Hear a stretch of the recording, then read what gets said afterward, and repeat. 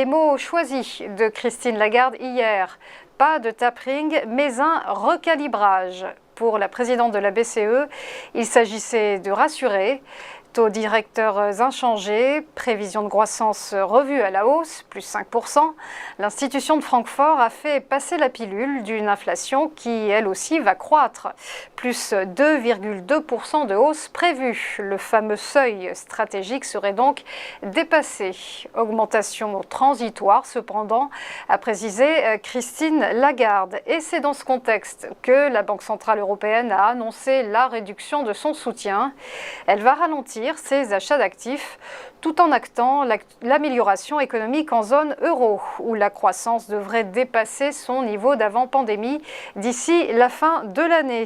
Justement, prochain rendez-vous d'envergure en décembre pour la BCE et une nouvelle réévaluation des politiques monétaires. Atos prend la porte. Fini la cotation au CAC 40.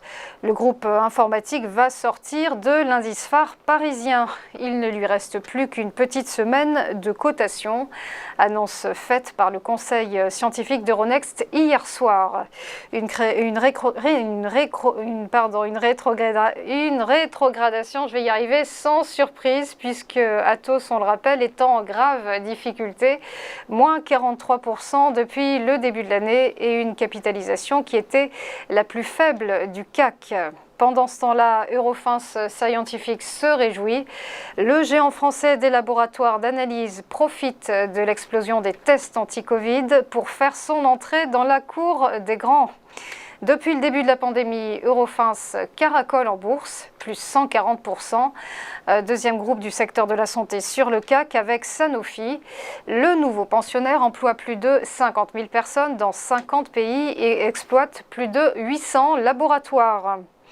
Enfin, Ford coupe le contact avec l'Inde. Le géant automobile américain n'y vendra plus ses modèles. Le groupe a cumulé plus de 2 milliards de dollars de pertes en 10 ans, à laquelle s'ajoute une dépréciation d'actifs de 800 millions de dollars en 2019. L'arrêt de la fabrication des véhicules est immédiate en ce qui concerne ceux à destination du marché local. Ces usines d'assemblage et de fabrication de moteurs fermeront quant à elles leurs portes au deuxième trimestre 2022. Près de 4000 salariés sont concernés, a précisé Ford.